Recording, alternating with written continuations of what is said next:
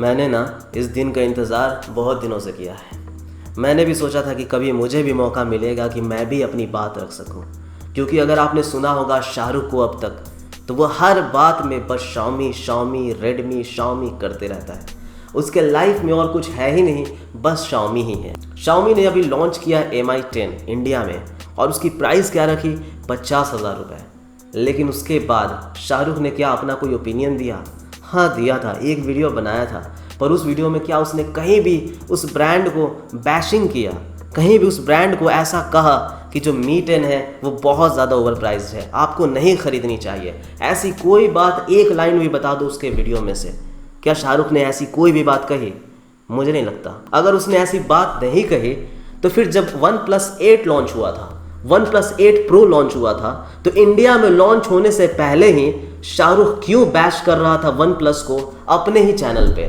Dollar में pricing देख करके भी वो कहे जा रहा था कि 70,000 में आएगा, 90,000 में आएगा, और एक बार भी शाहरुख ने ये नहीं सोचा कि हो सकता है कि इंडियन प्राइसिंग कम होगी। क्योंकि आप लोग भी जानते हैं कि शाहरुख एक फ़ैन बॉय है, Mi का फ़ैन बॉय है, रेडमी का फ़ैन बॉय है, और वो Mi के ख़िलाफ़ बोल ही नहीं सकता। वो बोल ही नहीं सकता कि Mi 10 आपको बाई नहीं करना चाहिए। सबसे पहली चीज़, शाओमी का ये हर रोज़ का रोना धोना हो गया है कि जब भी वो कोई भी स्मार्टफोन को लॉन्च करते हैं तो उसमें रोने लगते हैं कि हमारी प्राइसिंग अच्छी है, उसमें रोने लगते हैं कि गवर्नमेंट ने टैक्सेस बढ़ा दिए हैं, रोने लगते हैं कि जो डॉलर है उसका प्राइस बढ़ रहा है और इंडियन रुपी गिर रहा है। उनका ये रोना धोना हमेशा चलता रहता है ताकि वो कस्टमर्स की सिंपैथी गेन कर सके, और फिर कस्टमर्स को ऐसा लगने लगे कि जो ये प्राइसिंग में लॉन्च हुआ है वो तो बहुत ही अच्छा प्राइसिंग में लॉन्च हुआ है। मुझे एक बात बताओ, क्या ये जो GST है, ये जो टैक्सेस है, ये जो इम्पोर्ट ड्यूटीज़ है, क्या सिर्फ और सिर्फ शाओमी के ऊपर ही लगाई जा रही हैं, या फिर OnePlus, Realme, Oppo, Vivo इन सभी ब्रांड्स के ऊपर भी लगाई जा रही हैं? या फिर शाओमी एक स्पेशल केस है जो कि अपने लॉन्च इवेंट में रोता धोता रहता है? और अगर ये सभी टैक्सेस सभी ब्रांड के ऊपर लगाई भी जा रही है, तब भी OnePlus ने, Realme ने, iQOO ने काफ़ी अच्छा काम किया और अपनी प्राइसिंग को इंडिया में बिल्कुल ज़बरदस्त प्राइसिंग में अपने फ़ोन्स को लॉन्च किया। OnePlus जिसका डॉलर प्राइसिंग ज़्यादा था बाहर, वहाँ इंडिया में आकर के कम हो गया गाइस। और कोई छोटा मोटा प्राइसिंग कम नहीं हुआ, 15,000 से 20,000 रुपये का डिफरेंस पड़ा। लेकिन यही जब शाओमी लेकर के आता है Mi 10 तो 10,000 रुपये बढ़ा देता है। जो 3,999 युआन यानी कि 40 से 42,000 रुपये में आना चाहिए था, उसे कर देता है 50,000 रुपये में। और इल्ज़ाम क्या लगाता है कि देश की इकोनॉमी डाउन है, देश में GST ज़्यादा है, देश में इंपोर्ट ड्यूटीज़ ज़्यादा है, देश में टैक्सेस ज़्यादा है।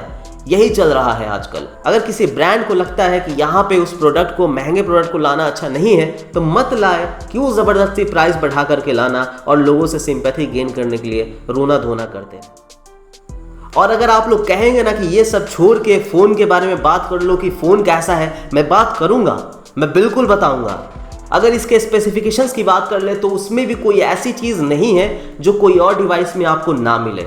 हर चीज़ आपको OnePlus 8 Pro में मिल जाएगी और उससे बेहतरीन मिल जाएगी। आप स्क्रीन ही देख लो भाई, 90 हर्ट्ज का स्क्रीन दिया गया है 50,000 रुपये में, 180 हर्ट्ज का टच सैम्पलिंग रेट दिया गया है, जबकि OnePlus 8 Pro में आपको मिल जाता है 120 हर्ट्ज का स्क्रीन और 240 हर्ट्ज का टच सैम्पलिंग रेट। और सिर्फ यही नहीं, अगर रिजोल्यूशन आप देखो, जो रेजोल्यूशन है, क्या 50,000 में आप सिर्फ फुल HD प्लस रेजोल्यूशन लोगे? क्या आपका हक नहीं बनता है कि 3K स्क्रीन लो, 4K स्क्रीन लो, या फिर एटलीस्ट 2.5K स्क्रीन लो? इसमें आपको क्या मिलता है गाइस? फुल HD प्लस वाला रेजोल्यूशन, जबकि OnePlus में आपको एक 3K स्क्रीन मिल जाता है जो कि और भी ज़्यादा शार्प स्क्रीन, शार्प डिस्प्ले जो है कवर करेगा। और अगर इसके बाद अगर आप कैमरा के लिए कहेंगे ना कि इसमें तो 108 मेगापिक्सल का कैमरा है, हाँ है, लेकिन ये जो 108 मेगापिक्सल वाला कैमरा है, क्या सिर्फ मेगापिक्सल ही सब कुछ होता है? अगर आप आईफोन का 12 मेगापिक्सल देख लो तो वो भी टक्कर दे रहा है सभी अच्छे अच्छे ब्रांड्स को। OnePlus में 48 मेगापिक्सल ही है, बट सॉफ्टवेयर एल्गोरिदम भी एक चीज़ होती है। और अगर आप दोनों को कंपेयर करोगे तो दोनों में कोई बहुत बड़ा ज़मीन आसमान का फ़र्क नज़र नहीं आ जाएगा। 108 मेगापिक्सल में आप पटना में बैठे कुतुब मीनार नहीं देख लोगे, और ना ही 48 मेगापिक्सल से ऐसा होगा। तो अगर आप डे टू डे यूज़ में कोई भी कैमरा इस्तेमाल करते हो, अगर आप फोटोग्राफी भी करते हो, 48 मेगापिक्सल इनफ है। हमें ज़रूरत किस चीज़ की है? तो अगर हमारे पास 3-4 कैमरास हैं तो सभी के सभी कैमरास काम के हो, ये ज़रूरत है। लेकिन इसमें आपको सिर्फ एक कैमरा काम का है, वो है 108 मेगापिक्सल वाला। अगर बाकी देख ले तो सभी बेकाम का है। 13 मेगापिक्सल का वाइड एंगल पकड़ा दिया। क्या आप 50,000 में सिर्फ 13 मेगापिक्सल के वाइड शॉट्स लोगे? कैसा आएगा शॉट आखिर? वो एकदम कचरा शॉट आएगा। अगर आपने देखा होगा OnePlus 8 Pro, उसमें आपको 48 मेगापिक्सल का वाइड एंगल मिलता है। जी हाँ, मेन कैमरा भी 48 मेगापिक्सल और नॉर्मल कैमरा भी 48 मेगापिक्सल। और सिर्फ यही नहीं, OnePlus 8 Pro में आपको टेलीफोटो लेंस भी मिलता है, जो कि इसमें है ही नहीं। 50,000 का फोन बना रहे हैं और आपके पास टेलीफोटो लेंस नहीं है। वाह। और चौथा कैमरा ये लोग मैक्रो लेंस पकड़ा देते हैं, डेप्थ सेंसर पकड़ा देते हैं। वाह। नहीं, 2 मेगापिक्सल का मैक्रो लेंस, वो भी 5 मेगापिक्सल भी नहीं। अरे 2 मेगापिक्सल का मैक्रो लेंस तो कोई भी 15,000 के डिवाइस में भी मिल जाएगा। आप 50,000 का बना रहे हैं। और इस चीज़ में स्पेशल मेंशन करना चाहूँगा, जो ये शाहरुख है, उसने OnePlus के वीडियो में तो बहुत कहा था कि OnePlus में 2 मेगापिक्सल का मैक्रो लेंस है, बेकार है, 5 मेगापिक्सल होना चाहिए, एक्सेप्ट नहीं करूँगा। तो अब क्या हुआ? जो मीटेन के बारे में एक वर्ड भी नहीं बोला कि 2 मेगापिक्सल का मैक्रो लेंस है इसमें। और उसके बाद हेडफोन जैक तो किसी में नहीं है। और Xiaomi तो जाना जाता है कि हम तो भाई हेडफोन जैक देते हैं। तो कहाँ है आपका हेडफोन जैक? किधर है आपका हेडफोन जैक? क्या उसमें ड्रिल करके हम लोग बनाए हेडफोन जैक?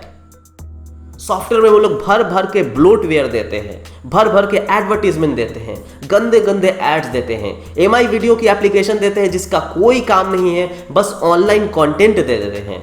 ऑनलाइन कंटेंट जितना देखेंगे MI को उतना फायदा होगा।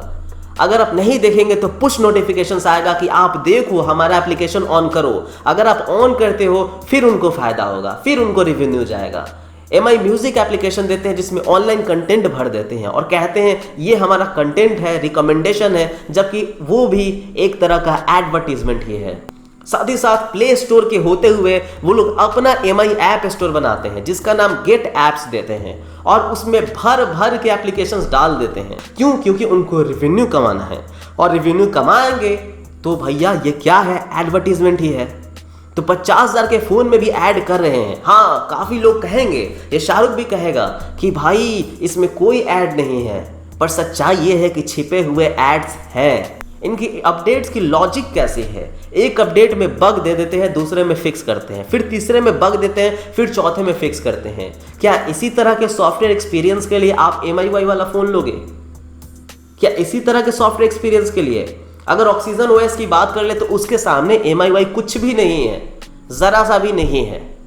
Oxygen OS is the best OS। अगर मैं आप लोगों को बता दूं, ये शाहरुख बकते रहता है MIUI is the best, MIUI is the best. खाक है MIUI, कुछ नहीं है।